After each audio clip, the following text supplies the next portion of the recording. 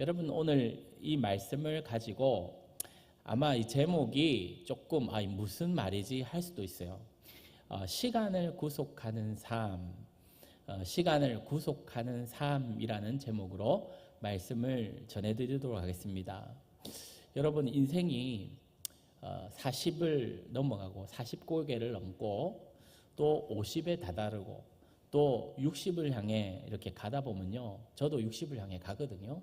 아직은 멀었지만. 근데 문득 이런 생각이 들 때가 있어요. 내가 언제 벌써 50이 되었나.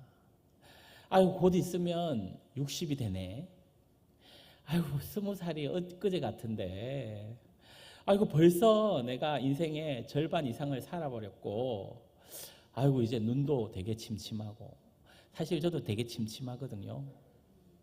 안경을 벗었잖아요. 안경을 끼면 설교문이 안 보이고, 안경을 벗으면 여러분이 잘 안 보여요.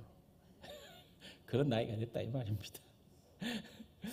눈도 침침하고 또 몸도 예전같이 말을 잘 안 듣고, 그러니까 시간이 참 빨리 흐르는구나, 그렇게 생각이 들 때가 있습니다. 사랑하는 여러분, 정말 그렇지 않습니까? 저만 그렇게 생각하는 거 아니죠? 여러분, 올해가 시작된 지 엊그제인데 벌써 한 해의 반이 훌쩍 지나가 버렸습니다. 한 주 한 주는 왜 그리도 빨리 가는지요? 물론 저희가 빨리 지나가서 일주일 만에 또 얼굴 보면 굉장히 은혜스럽고 좋은데 너무 일주일이 빨리 지나가는 것 같아요. 지난주에는요, 제가 자녀의 그 뒷모습을 보면서 이런 생각이 들었어요. 우리 딸이 언제 저렇게 커버렸냐. 나도 나이가 많이 들었네. 이제는 살아온 날보다 앞으로 살아갈 날이 더 짧겠구나, 이런 생각이 들었어요. 사랑하는 여러분, 품 안에서 재롱을 부리던 그 아이가 어느새 사춘기를 지나 대학생이 되고 성인이 되어 독립을 하고 또 배우자를 만나 가정을 이루고 그렇게 또 자녀를 낳고 품에 안고 키우는 모습을 지켜보는 어느새 우리의 얼굴에는 주름이 하나 둘씩 늘어가고요, 머리는 희끗희끗해져 가는 것을 보게 됩니다. 이런 우리의 인생을 성경은 참으로 정확하게 짚어내고 있습니다. 시편 90편 10절에서는 우리의 인생에 대해서 이렇게 말씀을 합니다.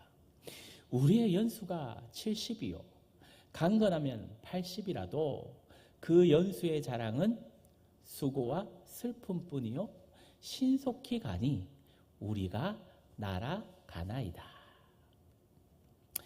세상 사람들은요, 눈부신 의학의 발전을 이룬 이 시대를 뭐라고 부르냐면, 뭐라고 부릅니까?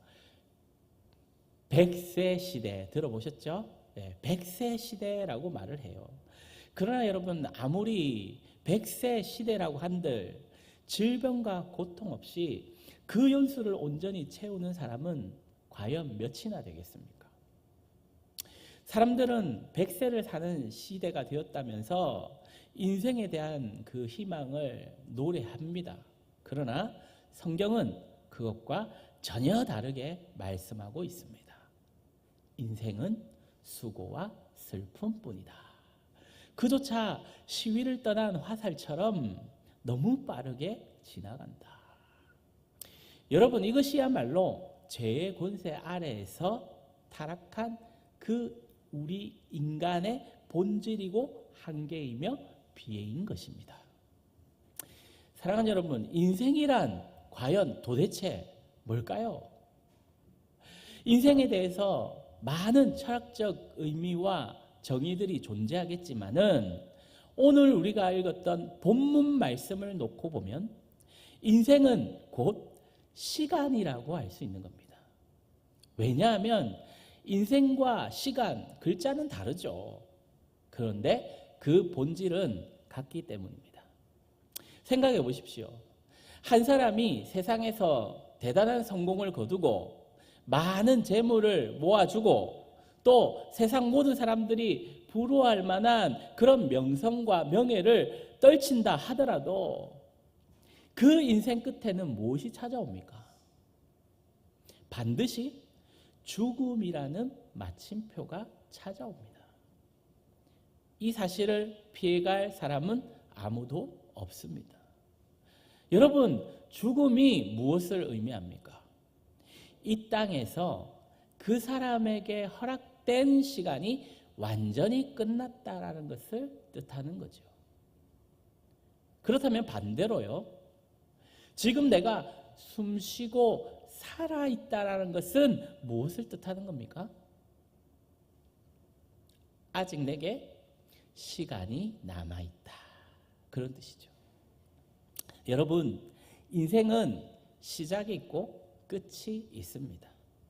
그 말은 인생은 시간과 뗄래야 뗄 수 없는 관계다, 그렇게 이야기할 수 있습니다. 그런데 우리는 여기서 반드시 알아야 할 사실이 하나 있습니다. 그것은 시간이 언제 우리에게 주어졌고 또 그 시간의 주인이 누구인가에 대한 거예요. 여러분, 우리가 그것을 알려면 성경의 가장 첫 페이지, 첫 장, 첫 구절로 가야 합니다. 거기가 어디입니까? 창세기 1장 1절이죠. 거기에서 뭐라고 이야기합니까? 이 말씀 우리가 다 외우죠. 한번 같이 이야기해 볼까요? 태초에 하나님이 천지를 창조하시니라. 아우, 너무 암송을 잘하십니다. 여러분, 여기서 태초에라는 단어를 영어 성경에서는 어떻게 표현하냐? In the beginning이라고 표현을 합니다. 여러분, 제가 죄송스럽습니다. 저도 영어를 잘 못하는데 말씀을 설명하기 위해서 영어에 대해서 조금 이야기하겠습니다. 보통 영어에서는요, 이 in the beginning 이 표현 뒤에 of라는 전치사를 붙입니다. 그래서 무엇의 시작이라고 쓰는데 성경에서는 여기서는 of를 안 썼어요. 그냥 독립적으로 단독으로 in the beginning 이렇게 표현을 했거든요. 여러분, 이 점이 중요한 겁니다. 이렇게 하면 단순히 어떤 사건의 시작이 아니라 거기에서 시간적인 의미가 막 드러나요. 그래서 시간 그 자체의 시작이라는 의미를 품게 됩니다. 그래서 창세기 1장 1절 말씀을 우리는 이렇게 풀어서 읽을 수 있습니다. 시간이 시작되면서 하나님이 천지를 창조하시니라. 여러분, 이게 무슨 뜻이겠습니까? 영원 가운데 계셨던 하나님께서 말씀으로 빛이 있으라 하는 그 순간 시간도 함께 창조되면서 흐르게 됐다, 그 말인 거죠. 그러므로 우리는요, 시간을 창조하신 분, 그 하나님께서 시간의 주인이시라는 그 결론에 우리는 도달하게 되는 것입니다. 그러므로 여러분, 나의 인생도 나의 시간도 모두 내 것이 아닙니다. 내가 누리고 있는 이 시간, 내게 남은 인생의 시간, 그 모든 시간의 주인은 내가 아니라 하나님이십니다. 믿으시면 아멘 하십시오. 하나님은 저와 여러분에게 이 인생이라는 시간을 맡겨주신 거예요. 그렇기에 우리는 내게 주어진 이 시간을 그 주인 되시는 하나님께 다시 돌려드려야 마땅한 것입니다. 그렇다면 여러분, 어떻게 해야 내게 주어진 시간을 다시 하나님께 돌려드릴 수 있을까요? 그러려면 내 인생의 방향과 목적지가 먼저 정해져야 합니다. 내 삶이 이 땅에 머물지 않고 하늘, 곧 영원을 바라보고 그것을 추구하는 삶이 되어야 합니다. 골로새서 3장 1절부터 3절 말씀인데 성경이 있으시면 한번 찾아보시기 바랍니다. 골로새서 3장 1절부터 3절 말씀입니다.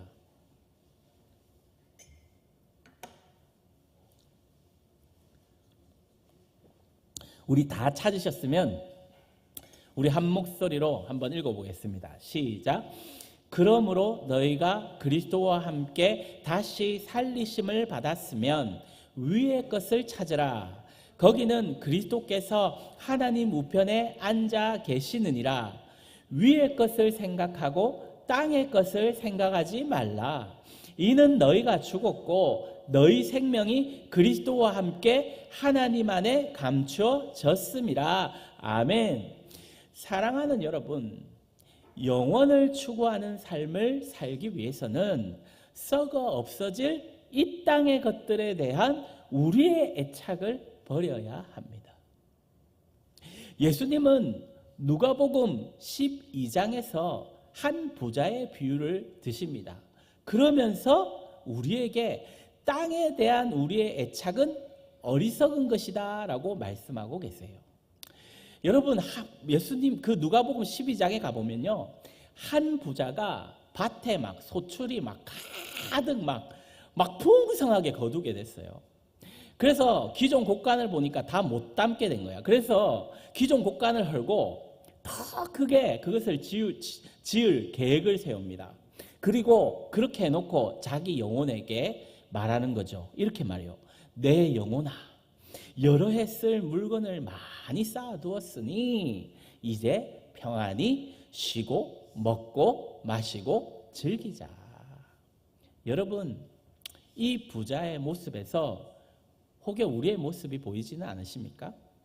우리도 노후를 준비하기 위해 연금을 막 준비하죠. 절세가 되는 막 계좌들을 막 알아봅니다.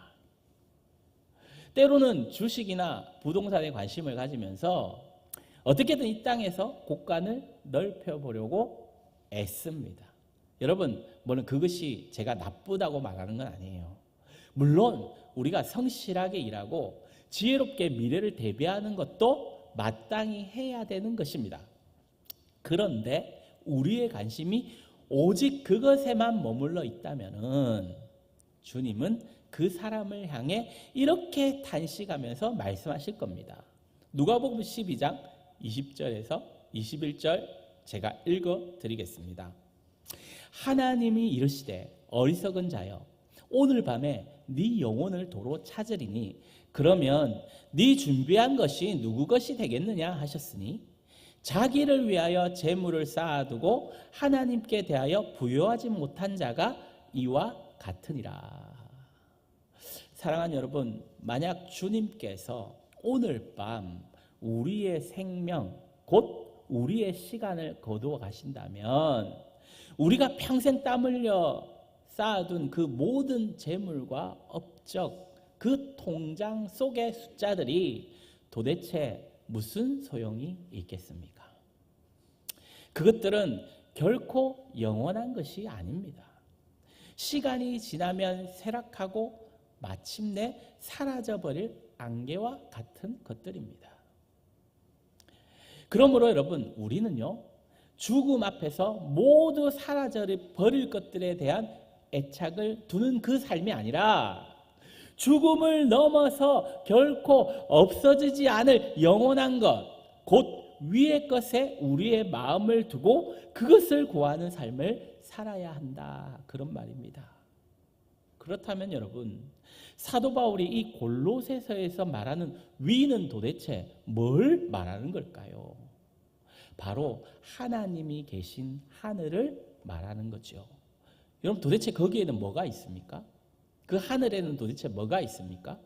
그곳에는 모든 만물을 통치하시는 아름답고 영광스러운 하나님의 왕자가 있습니다. 또 그곳에는 지금도 우리를 위해 쉬지 않고 중보하고 계시는 예수 그리스도께서 계십니다. 여러분, 보고 싶지 않으십니까? 우리를 위해 자신의 모든 것을 내어주신 그분을 여러분 뵙고 싶지 않습니까? 신앙생활하면서 단 한 번이라도 내게 찾아오셔서 그 모습을 보여달라고 그렇게 기도하신 적이 없으십니까? 저는 기도를 많이 해봤는데, 여러분, 우리는 그분을 본다는 것이 얼마나 영광스러운 일인지를 잘 몰라요. 근데 여러분, 거기 가면 그분을 볼 수 있는 거예요. 그뿐만 아닙니다. 그곳에는 이 땅에서 눈물로 먼저 떠나 보내야만 했던 사랑하는 그 가족들이 거기에 있습니다. 또 우리보다 앞서 십자가의 길을 걸었던 믿음의 선배들이 우리를 거기서 기다리고 있어요. 그리고 우리가 이 땅에서 흘린 눈물과 믿음의 그 헌신에 대해서 주님께서 친히 씌워주실 영광스러운 그 생명의 멸관과 영원한 상급이 우리를 기다리고 있습니다. 여러분 이것을 믿으십니까? 믿으시면 아멘. 여러분 말씀을 여러분에게 전해드릴 때 그것이 믿어지면 아멘으로 화답하시기 바랍니다. 여러분 이것을 굳게 믿고 영원한 것을 위해서 자신의 삶을 던진 한 사람을 여러분에게 소개하고 싶습니다. 그는 바로 짐 엘리엇입니다. 들어보셨습니까? 짐 엘리엇 들어보셨을 겁니다. 그가 얼마나 하나님을 사랑했는지는 그의 아내 엘리자베스 엘리엇이 훗날 기록한 순교 이야기 영광의 문이라는 책과 또 그 짐 엘리엇이 남긴 일기를 우리가 보게 되면은 잘 나와 있습니다. 여러분 짐 엘리엇 그는요 미국 명문대인 휘튼 대학교를 수석으로 졸업하고 학교 측으로부터 교수 자리를 제안받았을 만큼 장래가 촉망받던 청년이었어요. 그러나 어느 날 신문을 보는데 에콰도르 아마존의 아우카 부족이 너무나도 흉악한 부족이라 가지고 아무도 그 부족에게 접근하지 못해서 복음을 못 전한다라는 그 기사를 읽게 됐어요. 자기 안에 이게 끌어올렸던 거죠. 그 기사를 보면서. 그래서 그러면 내가 그들에게 복음을 전하기 위했다. 그렇게 딱 결심을 하고 보장된 교수직과 안정된 미래를 다 내려놓고 선교사로 헌신합니다. 1956년 28세의 젊은 청년이었던 짐 엘리엇은요 4명의 동료 선교사들과 함께 아우카 부족에게 복음을 전하려다가 복음을 전해보지도 못하고 그들의 창에 찔려서 무참히 살해를 당합니다. 사람들은 그들의 그 젊은 청년들, 장래가 총박맞는 그 젊은 청년들을 두고 이것은 국가적으로나 개인적으로나 큰 낭비다라고 하면서 비난했습니다. 그러나 여러분 후에 놀라운 일이 일어납니다. 그들의 죽음은 하늘의 미랄이 되어져 가지고 후에 아우카 부족 전체가 복음을 듣고 구원받게 되는 놀라운 역사가 일어났습니다. 이 짐 엘리엇이 남긴 기독교 선교 역사에 우리 믿음의 어떤 삶 가운데서 길이 남고 고백되어질 위대한 고백을 이 짐 엘리엇이 자기의 일기장에 남겼는데 그 말은 이 말입니다. 영원한 것을 위해 영원하지 않는 것을 버리는 자는 결코 바보가 아니다. 다시 한번 읽어드릴게요. 영원한 것을 위해 영원하지 않는 것을 버리는 자는 결코 바보가 아니다. 그렇습니다. 이 땅의 것에 대한 나의 애착을 버리고 영원한 것을 바라고 구하는 삶, 결코 어리석은 게 아닙니다. 그것이야말로 영혼을 위해 투자하는 가장 지혜로운 삶인 것입니다. 그러므로 여러분, 영원한 삶을 위해 내 남은 인생의 시간을 드리기를 소망합니다. 시편 90편에서 우리의 날을 계수하게 하사 지혜로운 마음을 얻게 하소서라고 기도했던 시편 기자처럼 우리에게 남은 모든 인생의 시간을 하나님 앞에 온전히 돌려드리는 저와 여러분이 되기를 소망하고 축복합니다. 이제 시간을 하나님께 돌려드리기 위해 위의 것을 구하는 삶을 살기로 결단했다면 이제 우리는 뭘 해야 되냐? 시간을 구속하는 삶을 살아야 합니다. 오늘 본문 말씀으로 다시 돌아가면 에베소서 5장 15절에서 16절 보세요. 제가 읽어드릴 테니까 들어보시고 따라오시기 바랍니다. 그런즉 너희가 어떻게 행할지를 자세히 주의하여 지혜 없는 자같이 하지 말고 오직 지혜 있는 자같이 하여 세월을 아끼라. 때가 악하니라. 여러분 무슨 뜻입니까 이 말이? 세월을 아껴 행하는 사람이 지혜로운 사람이다. 그렇게 해석이 되죠. 그런데 여기서 세월을 아끼라라는 표현을 단순히 시간을 잘 관리하고 낭비하면 안 된다. 그런 정도로 이해하면 안 됩니다. 이 말은 영어 성경에서 redeeming the time이라고 말합니다. redemption이라고 들어보셨는지 모르겠는데 이 구속이라는 단어거든요. 그래서 redeeming the time, 시간을 구속하라 이런 뜻이에요. 헬라어로는 엑사고라조라고 하는데 그 뜻이 뭐냐면 노예시장에서 값을 치르고 노예를 속량하여 자유인으로 만들어준다라는 매우 강력한 단어입니다.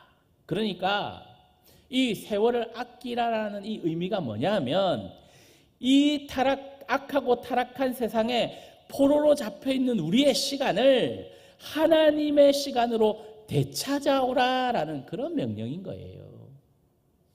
썩어 없어질 시간을 영원한 시간으로 바꾸어내라라는 그런 뜻의 말씀인 겁니다.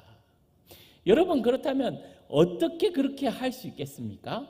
어떻게 썩어 없어질 시간을 영원한 시간으로 바꾸어낼 수 있습니까? 여기서 많은 그리스도인들이 오해하는 지점이 있어요. 뭐냐? 세상의 시간과 하나님의 시간, 없어질 시간과 영원한 시간을 이원론적 사고로 이해하는 거예요. 교회에 와서 예배드리고 기도하고 봉사하는 시간은 영원하고 거룩한 시간이고 주중에 직장에서 일하고 가족들과 시간을 보내고 밥 먹고 잠자는 시간은 없어질 시간, 세상의 시간이라고 그렇게 여기는 사고입니다. 이것을 이원론적 신앙, 성속분리 신앙 이렇게 말하거든요. 여러분 그렇게 되면 어떻게 돼요? 일주일 168시간 중에 겨우 몇 시간만 하나님의 시간이고 나머지는 그냥 세상의 시간이 되어버리는 거죠. 이것은 성경이 말하는 시간을 구속하는 게 아닙니다. 시간을 구속한다라는 것의 진정한 의미는 우리의 삶을 성과 속으로 분리하여 생각하는 게 아니라 우리의 삶의 모든 영역, 모든 시간을 하나님의 다스림과 통치 아래로 가지고 오는 것을 의미하는 것입니다. 고린도전서 10장 31절은 이렇게 말씀을 합니다. 그런즉 너희가 먹든지 마시든지 무엇을 하든지 다 하나님의 영광을 위하여 하라. 하나님의 영광을 위해 무엇을 하라고 말씀하고 있는 거예요? 먹든지 마시든지라고 했어요. 뭡니까? 무슨 뜻입니까? 그러니까 가장 일상적이고 평범한 일들을 말하는 거예요. 예배하고 기도하고 봉사하는 게 아니라 밥 먹고 물 마시는 그 사소한 일조차도 하나님의 영광을 위해 하라라고 그런 말씀이죠. 여러분 교회 안에서의 시간만 거룩하고 교회 밖에서의 시간은 세속적인 게 아닙니다. 그리스도인에게는 삶의 모든 순간이 모든 자리가 하나님을 섬기는 예배의 자리인 것입니다. 여러분 종교개혁자들이 회복시킨 위대한 진리가 바로 이겁니다. 중세시대에는 수도원에 들어가 기도하는 수도사의 그 삶만 거룩하고 세상에서 밥 깔고 장사하고 그렇게 사는 그런 평신도의 삶, 여기서 오해하지 마십시오. 평신도란 단어는 성경적인 단어가 아닙니다. 저는 이 평신도란 단어를 쓰기를 싫어합니다. 왜냐하면 이 성경적인 단어가 아니기 때문에. 그런 저는 높은 고신도고 여러분은 평신도, 그거 아니에요. 여러분하고 저하고 똑같아요. 단지 직분만 다른 거예요. 마트 직분만. 우리는 만인 제사장입니다. 여러분 그걸 기억하셔야 돼요. 자 어쨌든 간에 중세시대는 그랬다 이거예요. 그래서 평신도의 삶은 열등한 걸로 그렇게 여겼습니다. 그러나 종교개혁가 마틴 루터는 이렇게 선포했어요.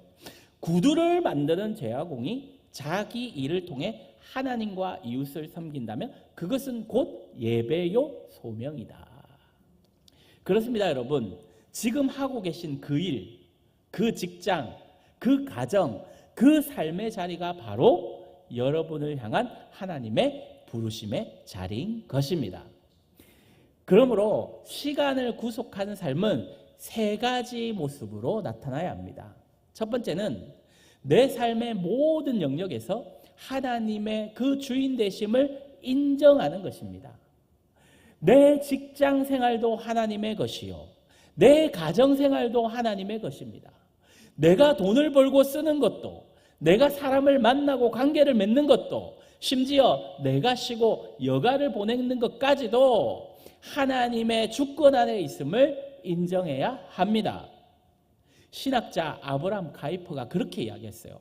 우리의 삶의 전 영역에서 만물의 주권자 되시는 그리스도께서 이것은 내 것이다 라고 외치지 않으시는 곳은 단 한 뼘도 없다.